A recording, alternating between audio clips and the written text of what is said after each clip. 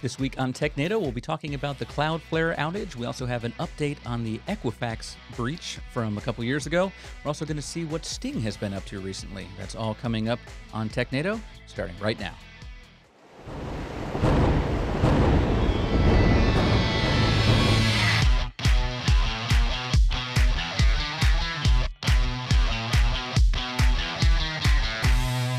Hello and welcome to Technado. I'm your host, Peter Van Rysdam, and I'm joined, as always, by Justin Dennison. Hi. Hi. And Tom Bissett. You know, our viewers that are only listeners kind of win at moments like this. I don't know. Or did they lose? No. I feel like they lose. Nope, they win. Nope. Yes, Justin is the master of what do they call it? Like comedy with your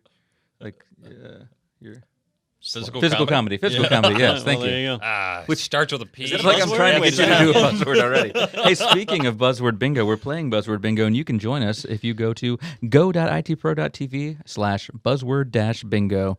We've got all the new words in here now, finally, and I think we fixed that thing where we had threat in there twice.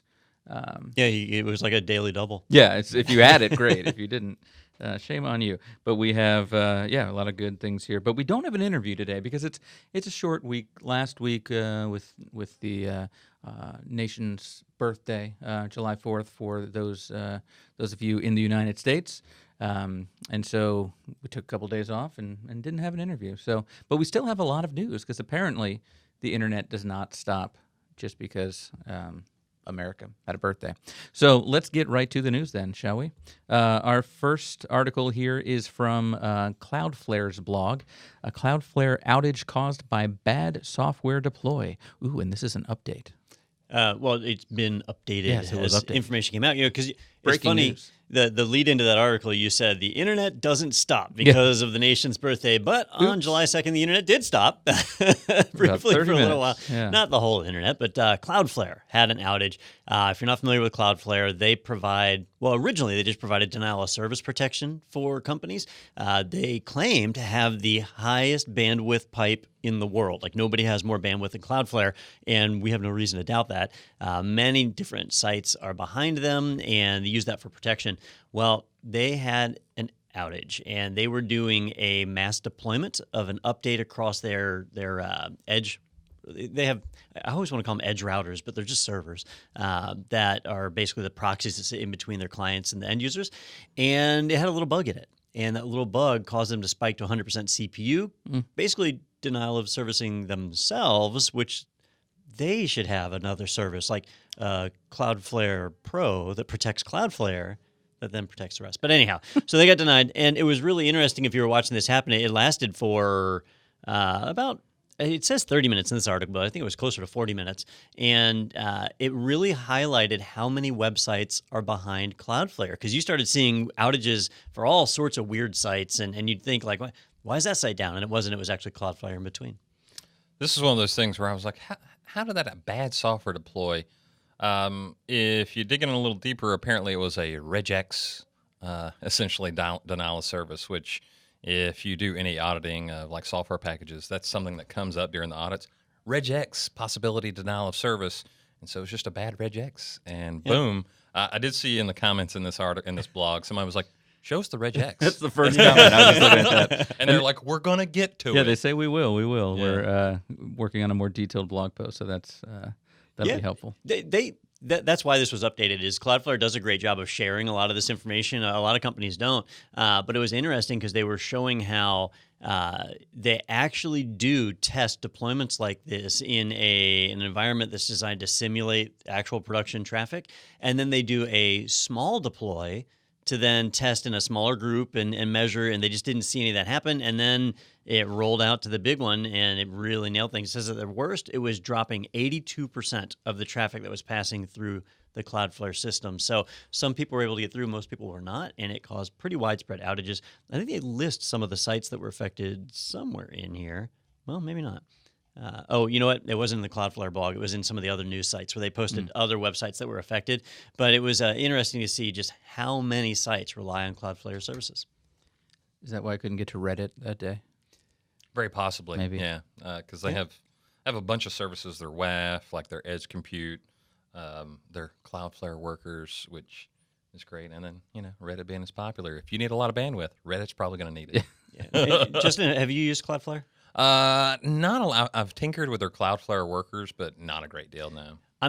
I love web application firewalls. I think they're a great solution, but I don't like the way Cloudflare does it. In order to get their full support, you have to actually host your DNS zones with them. You have to use their DNS servers. So they don't let you use your own. And they have this feature where they can kind of like clone your DNS server. But I just, there's so many things that we rely on, like Route 53 to provide, that we wouldn't have with Cloudflare. So I've generally steered away from it as a solution, but apparently not everybody has. I have. Yeah. I've completely stayed away from it. You use a different WAF. Yeah, totally. Yeah. All right, let's head over now to The Verge for our next article. I love these keyboard articles. Apple is reportedly giving up its controversial MacBook keyboard. Bye-bye butterfly. So are we talking about the little touchscreen thing that you hate here? Or this is something completely different? I hate that with a fiery passion. Yeah. Let me just... Both of you do, I think. Yeah, I hate it with a fiery passion. But in general, I hate the butterfly keyboard as well because my J key randomly doesn't work. But they're finally going to give this up, right, Doc? Well, the rumors are percolating, right? So it's not official yet. Even The Verge is saying that the rumors are coming from some of the suppliers that Apple is starting to cut back on orders of the butterfly keys. And it's the keyboard that both of you gentlemen are using, and my last laptop had as well. On the newer MacBooks, they have a very shallow key, right? The keys are fairly flat. There's not a lot of depth to them. If you run your fingers across, you can barely feel the seam in between the keys. And when you press them, the keystroke is very, very shallow. The key doesn't move very far, which is apparently artistically pleasing, but it means that even a single grain of sand can get in there and stop a key from working. And I actually had to have the keyboard replaced on mine before I swapped out the whole laptop. I have so much less finger strain at the end of the day, though, than you do. I'm pushing, about 20% less than you. Do they make that argument? I don't know. Oh, okay. But the thing is, without key travel, sometimes I'm like typing, and then I'm like, wait a minute, did I hit? I those didn't keys? do anything. Yeah. Or, only some of those keys actually clicked and made letters. I don't particularly like it. Keyboard fill is actually a giant selection process for me whenever I get a new laptop. But this works in all other capacities. So let me just make that clear. Yeah. And it's called the butterfly keyboard because when Justin hits the J key here, it causes a tsunami in India. Yep, that's exactly right. You heard it here first. I am now the cause of large amounts of tropical climate disturbances and various other things. That's why you don't type the letter J. Yeah, yeah. I mean, I am now Ustin, no longer Justin. That's going to stick. We're going to change that on the website. Ustin Kutcher? This keyboard, the butterfly effect? a lot of people have complained about this keyboard, and I'm one of them, because I had to have mine replaced. On traditional laptop keyboards, you have nice big keys that are easy to type on, but it's just the fail rate on these is so high. And Apple has apparently not found a good way to fix it. I would think that putting a simple membrane on there would fix it, but I guess not. So they are looking at switching either back to scissor keys or some all-new technology we haven't thought of, like potentially a all-touchscreen keyboard, which would be an even bigger nightmare. So we'll see. Yeah, what the happens sand there. grain will just scratch it then. Oh, good point. It'd be like Gorilla Glass. Yeah. Because that works. Worst keyboard I ever had was I had the first Microsoft Surface, and it came with that keyboard that it had raised keys, but they weren't actually tactile keys. Do you remember those ones? Oh, I do. Yeah, The very because first. it was. And then they covered in- came out with the other keyboard right after that because everyone was like, "I can't type. This is the worst." It's thing ever." hard. It's. Have you ever tried to use one of those projector keyboards? No. Where, I mean, you've seen them though, Yeah. right? Where it's a little projector, it shines a light on the table, and so you're just typing on the table. It's really difficult to keep Yeah. your fingers in the right spot. I bet it would be. Yeah. All right. Well, let's head over to Microsoft land now over at ghacks.net. Microsoft explains the lack of registry backups in Windows 10, which is something I've been struggling to comprehend and understand. So I'm glad that explanation is finally out there. But maybe, Don, for those that haven't gone and read that themselves, if you could bring us up to speed. All right, so this one, it's news in that it has been hitting a lot of the news sites this week, but this is actually in response to a change that happened as far back as October of 2018, so a significant amount of time has passed.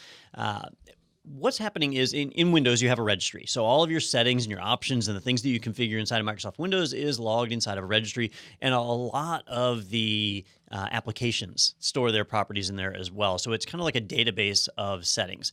And in the olden days, back in Windows 95, Windows 98, you would get registry corruption sometimes, and it would just hose your computer. You were dead in the water. And so going in and repairing or rebuilding the registry, that was something that I had to do quite frequently 20 years ago, right?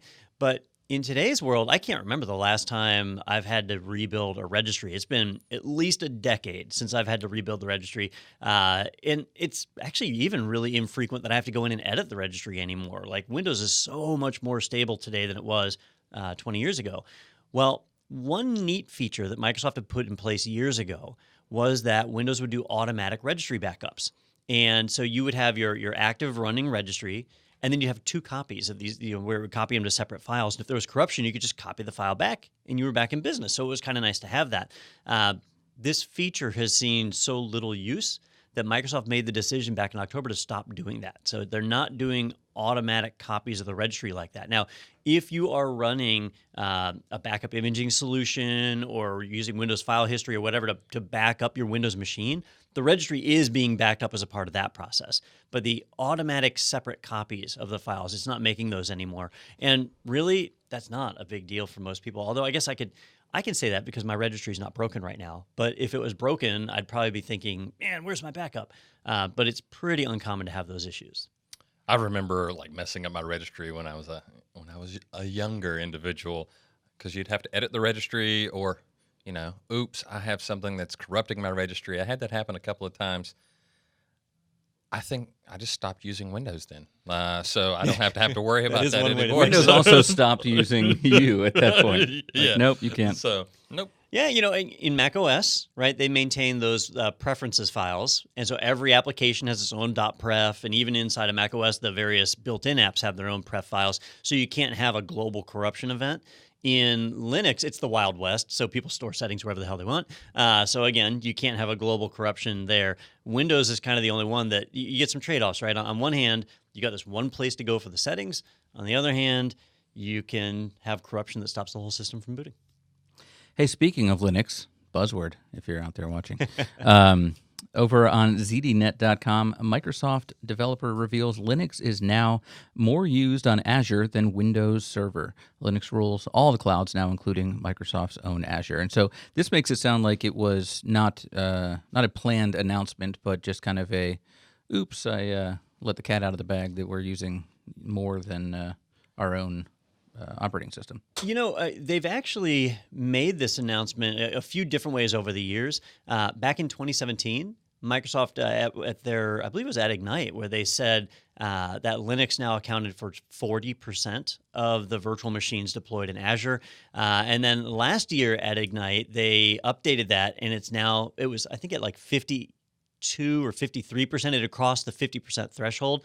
And so now it's creeping even higher. And so at this point, when a virtual machine is deployed in Azure, the odds are in your favor that it's a Linux virtual machine and not a Windows Server one.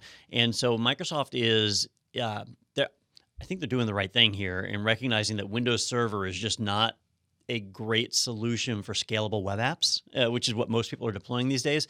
And so Linux is taking that spot. And we're seeing Microsoft get more and more involved in the Linux world, which kind of ties us into the follow-on article to this. So this was on ZDNet, and they actually posted a couple articles that were all related to each other. So let's jump to the next headline, which is, I'm going to steal your headline thunder. Go ahead, please. Microsoft asks to join private Linux security developer list. So we reported last week or a couple of weeks ago on WSL2, the Windows subsystem for Linux 2, and how it's going to have an official Microsoft-maintained Linux kernel. So they will have their own distro at this point. There we go. So now they're wanting to join the super secret Linux security developer list, which is a mailing list just for validated and authorized security professionals that are working to improve Linux kernel security. Microsoft's obviously starting to dump money into Linux, so they want to be a part of that. Other organizations like Red Hat, Canonical, they're a part of that same group because they want to make sure they maintain kernel security. And of course, old Linus Torvalds happens to be a member of that one because it's his show.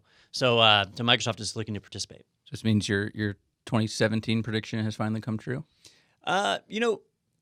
It's pretty darn close. Kinda, right? yeah. So I mean, we have Sphere, which is technically a Linux distro. It technically is, but like I couldn't say, you know what, I'm going to format this laptop and put Microsoft Linux on it. Yeah. You can't do that, right? I'd have to put Windows on it and then run WSL2.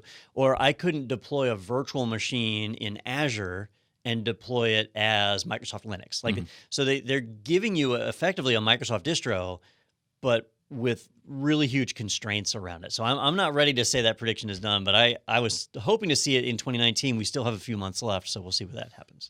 Something that was a big takeaway, two things that caught my eye in one in each article.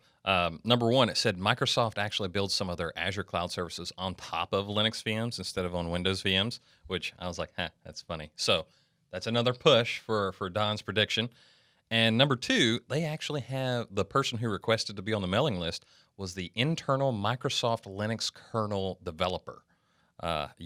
So that's on a business card somewhere. Wait a minute. Yeah. So I was like, well, we're not too far away. And I'll be honest, Mike and I have had some recent interactions. He chose Windows, I chose Linux. I feel like I had the one up on him. So it was a lot easier. Good to go. You're running Linux there? No, this is a cloud VM. Yeah, like in the Iron Tech Challenge, in the Iron Tech stuff. You kind of pick. That was fun. I think I've told this story before, but I remember back in the late 90s when Microsoft bought Hotmail. So Hotmail was an independent service for email, and now it's all pivoted into Outlook.com. But when they bought them, Hotmail had hundreds of servers that were running BSD or FreeBSD. And so when Microsoft acquired that service, they spent the first couple of years migrating all of that functionality for Hotmail off of BSD over to Windows Server because they wanted to run their own platform. And so now here we are, 20 years later, and they're saying, you know what, we're going to embrace Linux. They could have just left all that stuff on BSD back then, and I mean, hindsight's 2020, I guess. But they're not making moves like that anymore and saying we've got to get this running on Windows Server. They're acknowledging the validity of running on Linux. I don't know how true this is, but at the bottom of I think the first article it said Steve Ballmer, who said Linux is a cancer, now says he loves it. So I don't know if I can verify that, but I just thought that was. I think like when he fought with I think it was Guy Kawasaki about the optical drives as well. Like, what are you going to do? How are you going to move your stuff? That's just crazy, guy. Yeah. So he loves Linux now, and he's come out as saying that he was using an Android phone, right? And he's dead, isn't he? Steve Ballmer? Did Steve Ballmer die? I don't think so. No, I don't believe so. You heard it here first because it's not true. It might have been Yes, Paul it was Paul Allen. Allen. I think it was. Which Paul one Allen. owned the Seahawks? Paul Allen. Okay, all right. Ballmer Wrong owns person. the Clippers, I think. Yeah, I The think. LA Clippers. So, yeah. Well, there you go. So he's still alive, and he said Alive and well. So, it's when obviously if you're the head of a massive corporation that creates a product, you want to show that you use that product. But he is certainly embracing other things in his freedom. Steve Wozniak doing the same thing, right? You see him use Android. Also stuff. alive. I just like to think, and I'm sure it's not happening, but that somewhere Steve was listening to this and was like, what? Yeah. Oh, okay. Whew. I'm still alive. Touch and go there for a He second. told me. I feel compelled every time we mention someone's name now to go still alive. Super alive. All right, we're gonna stay on ZDNet for our next article. DLink to undergo security audits for 10 years as part of an FTC settlement. DLink must also implement a new and modern software security program for its routers and security cameras. And Don, I did see your tweet about this. So you've got you're not happy with this punishment. It sounds like. You and I. Before Justin came on here full time, Peter, you and I had complained about how we would report on all these cybersecurity incidents and breaches and stuff, and nobody ever goes to jail, right? Nobody ever gets punished. And so finally, DLink was found to be negligent, that they just were not even bothering with security in their devices. They had some high profile compromises and backdoors, and so they were found guilty, and now they're being punished. Well, the punishment is to undergo routine security audits for the next 10 years and to develop a secure software development lifecycle, which coincidentally are the things they should have been doing anyway as part of the industry and that most of their competitors are already doing. So their punishment is that from now on, they have to do their job right. Well, just for 10 years. After that, they I was can go gonna back. say, you're number 11. All bets are off. They're like, all right, Billy, you got to go. Mark your You're out of calendar. here. Yeah. this Also, is a those temp audits, position. too much paperwork, trash them. Oops. Yeah, I thought it was comical. It's not really a punishment. There's not a fine. Nobody went to jail. There's no. It's not even like excessive audits. I think it was 2 a year, right? Like every 6 months, which quarterly is lately the recommendation. So somewhere in here they say it. But it was just kind of ridiculous that they're just not. They're not really being punished. They're just saying the courts are going to watch you. You need to do your job right. And so if they do their job right, great. That'll happen. If they do it wrong, I'm assuming more punishments will happen, but who knows?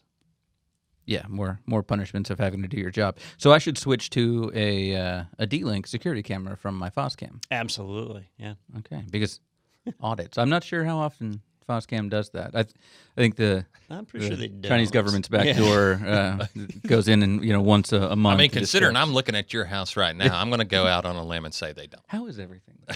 Dog's good. Looks fine. No That's fires or anything. I don't see any smoke. That's good. Yeah, Peter Van Rasdam, still alive. Yep. Yeah. Right here. All right. Don hasn't killed me yet. Hey, there's more people that got held accountable for the things that they did. Wouldn't you believe it? That's crazy. one way to describe it. Yeah. Okay. Partially held accountable. All right. Over at CNET.com, former Equifax exec gets 4 months in prison for insider trading after breach. The former CIO sold all of his shares in the company 10 days before the breach was publicly revealed. And so he's not held accountable for anything to do with the actual breach, but just for trying to profit from said breach. Because I'm the kind of guy that I look for a silver lining. And so, hey, all of our company's data is out there.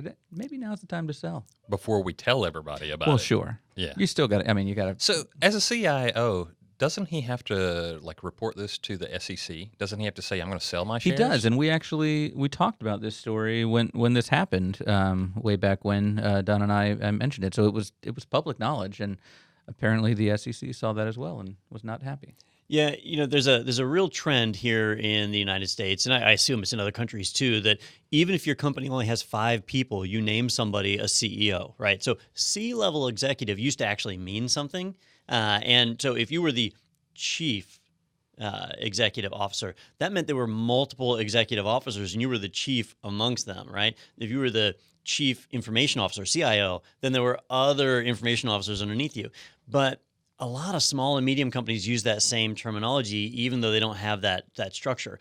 So what you end up with is people that have CIO on their resume, but have never actually gone through the process of being CIO of a massive organization like Equifax. They are massive.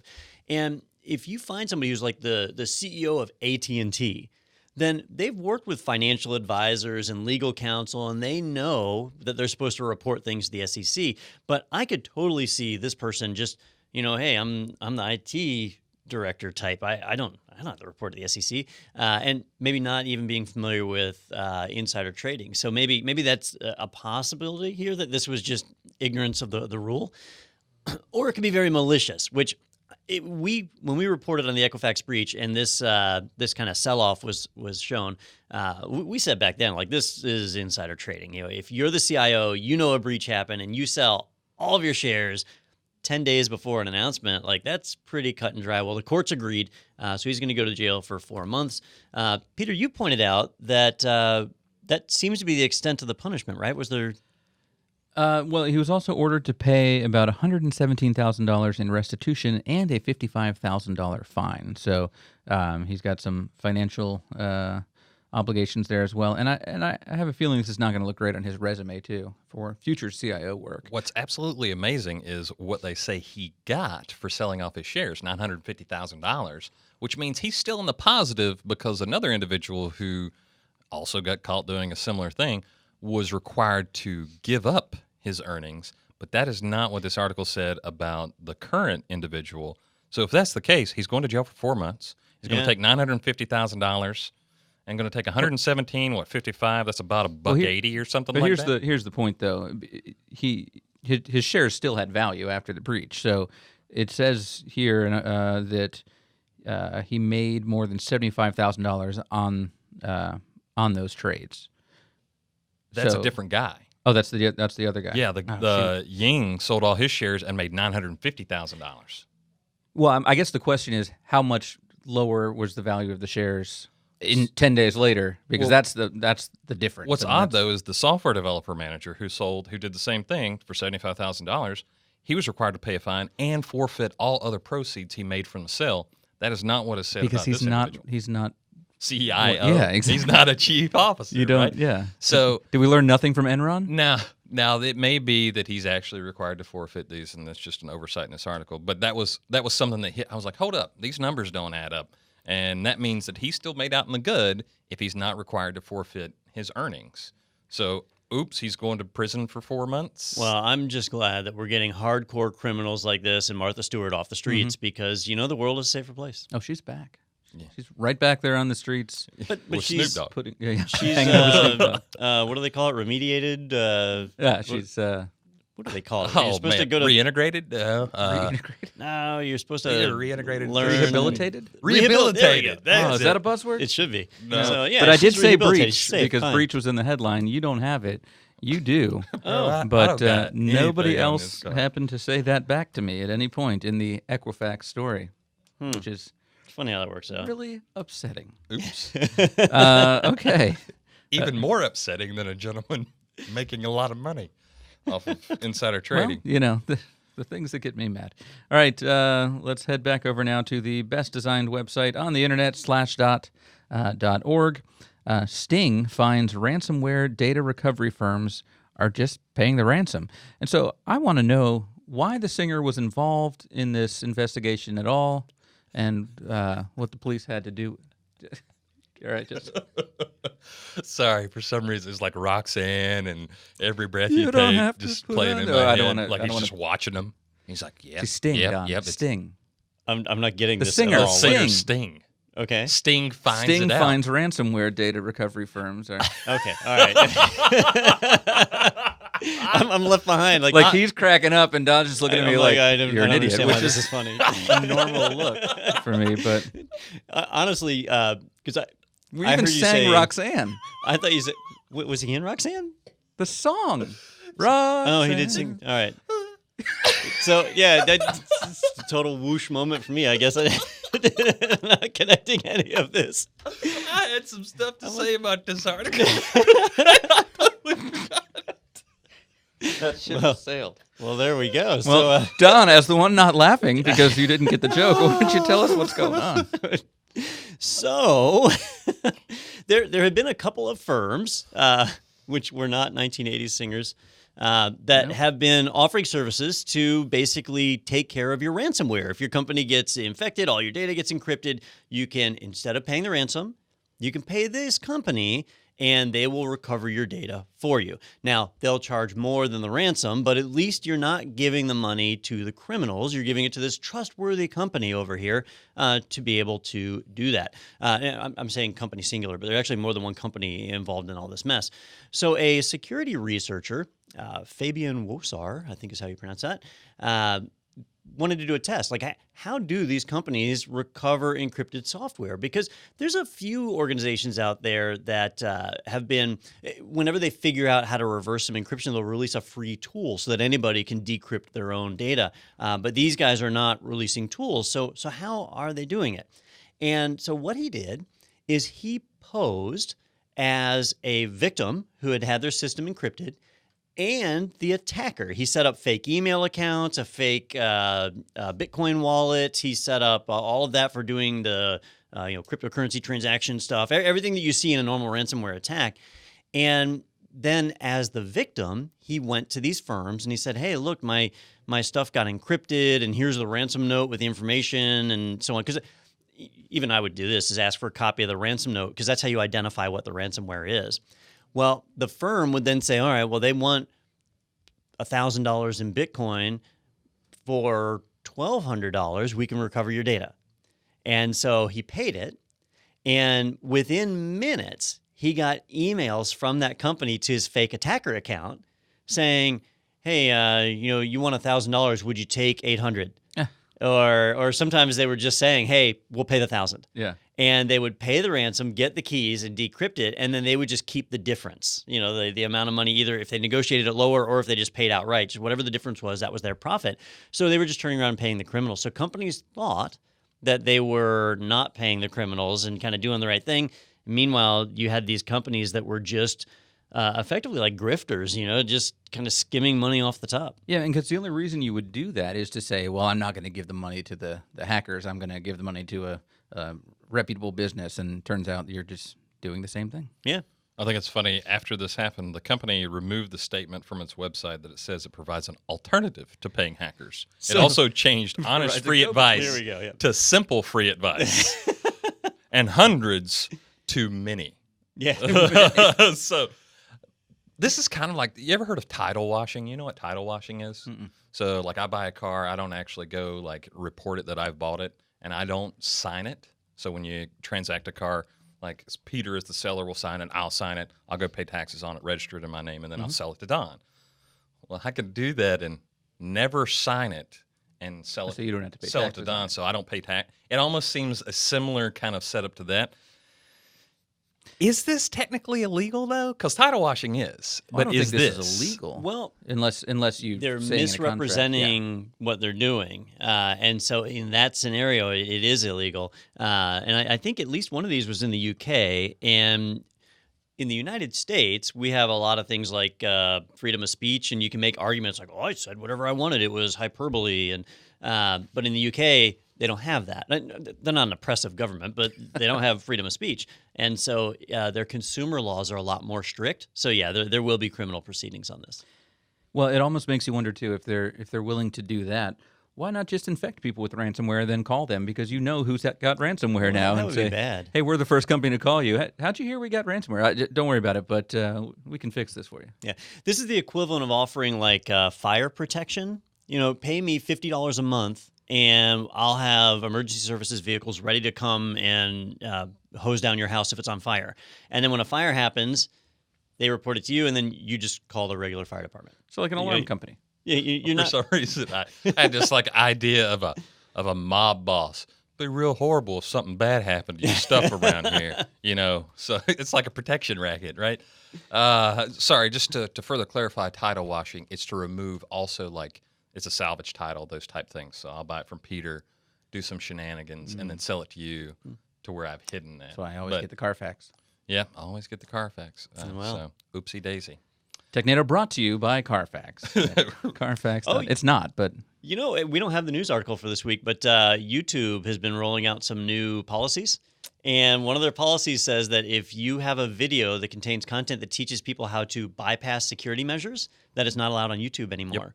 And the reason I didn't throw it in our articles for this week is I'm waiting for YouTube to clarify a little more because they haven't been exactly. They've started blocking a few videos, but we just talked about title washing, and I feel perfect. Thank you, Justin. I feel like we might get this one blocked on YouTube. I was just informing. Carfax actually has an article about title washing. I thought we'd be. I'm not showing you how to wash a title. I thought we'd be banned for me breaking Sting's copyright there and singing you Roxanne. you just get the 20 one seconds, word, right? I think that's a myth. I've never found any actual. If you sing it poorly, is that fair use? It's satire. Okay. What I did was definitely All satire. right, so it's satire. Yeah, I read that as well. And even in an educational standpoint where you're not bypassing security of a valid website, if it's just like WebGoat or something, yeah. still can be taken down per their new policies. WebGoat. Yeah, it's put out by OWASP. It's an intentionally vulnerable web Yeah, application. you run it on your webcam. Oh, Yeah, yeah. That's should how know. I'm looking I at should know I was running it. your dog looks sick. Yes. she's very ill. All right. Well, if you were to go out this window and get on I-75 right here and go up, what, about 45 minutes? minutes? 45? Yeah, 30, 45 minutes. You would find yourself in Lake City, Florida, the home of our next article here from thenextweb.com. Florida city that paid $500,000 Bitcoin ransom fires IT director. Ransomers are getting away with it, the article says. So we need to be careful and look at resumes that are coming in over the next couple of weeks. That's and right. Just, where did you work in this? So last- we talked about this one last week while you were out of town, and at the time we were just kind of discussing how they got hit with ransomware, and they had cyber insurance, And so they had to pay a deductible, which I've already forgotten how much that was. So really, it's the insurance company paid $500,000 in ransom so they could recover their systems. The update here is IT director got fired. So, when ransomware hits like this, it's interesting to see where the blame falls. And I don't actually know how big their IT department is. So it could be really small. Like you get an IT director and 2 support desk people, and that's it. Lake City's not that big. So Yeah, it's not like Baltimore or something that went through this recently. Yeah. This is a small town. But at the end of the day, it fell in this case on the IT director, not necessarily like an auditor or somebody who came through and said you weren't following best practices. Maybe that means there wasn't an auditor, and that's a problem in and of itself. But in this case, the IT director did get canned, and we'll see. We'll have to see if that resume passes by. I always like how there's like this word. It's a decision that we made to revamp our entire IT department to address the setback that we've been like crazy stuff. Like I'm like, okay, you're upset. It's fine. It did say that they only had to pay $10,000 in excess using taxpayer money versus what their cyber insurance we're paying. So All right. interesting. Way better than right at the bottom, Baltimore City, $18 million. Because That's did their not pay. cost. Yeah. Their cost to take the high road. Yeah. Oops. Yeah. Yeah, and there is another argument here that we don't know, which is maybe the IT director was doing everything he could with the budget he was given. If your budget is $100,000 and you've got 2 employees under you and you're trying to support an entire city, as far as the government functions, then you're not going to be able to do a lot of things like reliable backups. In this scenario, it does mention they did have backups, but they were online backups, so they got encrypted as well. So they just lost access to everything. It's a bad scenario. Yeah, my guess, though, is having driven through Lake City, that the IT director is also the manager of the parks department. He's the dog catcher responsible for the fireworks display every year. It could be that. I've worked in a situation where 22,000 computers had to be maintained, and it was 3 technicians and like 1 director. So what that meant was they're like, this is the only way that we can do this effectively. They had a really low budget. They didn't have a lot of help. And it could have been, if something like this happened, it would somebody would have got canned probably. But what are you going to do? You have 3 people to manage 22,000 computers. Yeah. Now, when they say, we've made the decision to revamp IT, that could be political speak for, that budget item we've been skimping on year after year, we're actually going to go ahead and correct it. But the fact that they fired this guy probably indicates that, this wasn't doing a great job. But now, hopefully, they'll crank that budget up, actually get some work done, and have a much more stable infrastructure. Hopefully, this serves as a great big warning flag to the rest of everybody, not just the United States, but the whole world, to say, we need to evaluate how are we doing our backups? How can we recover our data? What would happen if ransomware hit? Plan that process. Don't go the prevention route, right? A lot of people say, I want to prevent getting ransomware in the first place. You can do that if you want, but you really need to be thinking about, if we get it, what do we do? How do we recover from that? I'm really disappointed that we didn't send somebody up there as like a reporter on the street. A correspondence reporter. Yeah. Could just stand in front of the courthouse. We could have run a cable up there. We don't even need satellite. I'm just worried of getting sunburned, so I make sure. Well, that I I'm will not say, going. though, the photo that they've selected on this article, and I know some of you are just listening here, so I'll describe it to you. It is not Lake City. No. There appears to be a lake in this, but also a mountain. I haven't been to Lake City. It is not that beautiful as what looks like, I don't know, Monaco here. Yeah, kind of. It looks like a Mediterranean city. We've also got the stereotypical hacker David Blaning Bitcoins away from the only what I can assume is the IT director there sulking in the corner. That is now that you've brought that up, that is an interesting image for this article. They're like, all right, we need a city with a lake. There's hackers Lake involved. City. Does it have There's mountains? Bitcoin I don't involved. know. Yeah. You just search the stock image. Well, there we go. Yeah. Search lake. That is an hacker. oddly specific image. I've never used it. Does Getty Images work that way? Like, can you just Pretty search much. it? You just put a bunch of words and you're like, why did they make that? I saw a stock photo the other day. It was an older woman teaching 4 children how to play that game where you do the knife in between your fingers. All right. It's like, why is that a stock photo? Who? Wait a minute. Did you just say a woman was teaching children how to do Yeah, on a this? stock photo. It was like a Shutterfly or What Shutterstock. What words did you No, type I didn't in? search. Someone posted that they found this. What did they search? I don't know. So you bought it, right? Yeah, I own it. It's my phone background now. It's my Well, I'm thinking we could use that here on the podcast, right? That could be our new. man.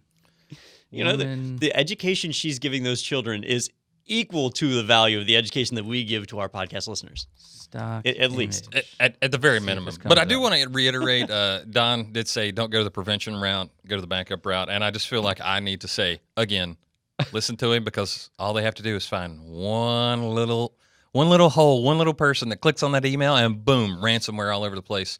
Definitely go to the backup Okay, route. by the way, Getty Images. I searched and found it in Google. It was called Grandmother Teaching Children the Knife, high-res stock. And when you go to that link, it says, oops, we cannot find the page you're looking for. But it's still got the URL /grandmother-teaching children the knife high-res photography. Oh, he got Okay. the same one. All right, Yeah. yeah, so I'm pulling it up here on my laptop so the viewers can see it. So here's the Google result. Grandmother teaching children the knife game. Dare I pull up the images here to see if it... Oh, yeah, so it's been teaching. cached. So There it is. There it is. that's possibly Yes, the most bizarre why? thing that we're going to see Why? today. And That they're That is very a lot of into it. blonde-headed children. The kid Yeah. on the right is very young and Yeah. focused. But they all Are we seem sure to this be, isn't out of a horror movie? Maybe. There's a Getty Images right on top of there. But Images may be subject to copyright. I bet Getty's enforcing that right now. yeah, they're like, no, we're not doing that We anymore. are, Just another reason we'll be removed from YouTube this week. All right. Well, our last article of the day here is more of a tweet, and makes me wonder if the calendar says April 1st today. So this is from the Windows Twitter account. It says, introducing the all-new Windows 1.0 with MS-DOS Executive, Clock, and more. Yeah. So is this like the original ad? So this is a ad for Windows 1.0. And if you watch it, it actually starts with the newest Windows logo, and it's kind of going backwards through the older logos until it gets right there to the Windows 1.0. So this There is it the is. original logo, and then it kind of drops off. Never actually shows the OS. See, I But- don't think I'd ever seen that logo. I've seen the one right before that, the grayscale one. This was the logo they used when they were still working together with IBM, and they had just broken off. And depending on whose side of the story you want, with IBM's side, it's Microsoft just stole all that code for a graphical user interface. And on Microsoft's side, they say they took the code that they innovated with and brought it over to create their own OS. And that's kind of where Windows was born. And then it rolled forward to some of where's the newer logos? That logo right there, the black and white one, is probably the first one that older IT people would recognize.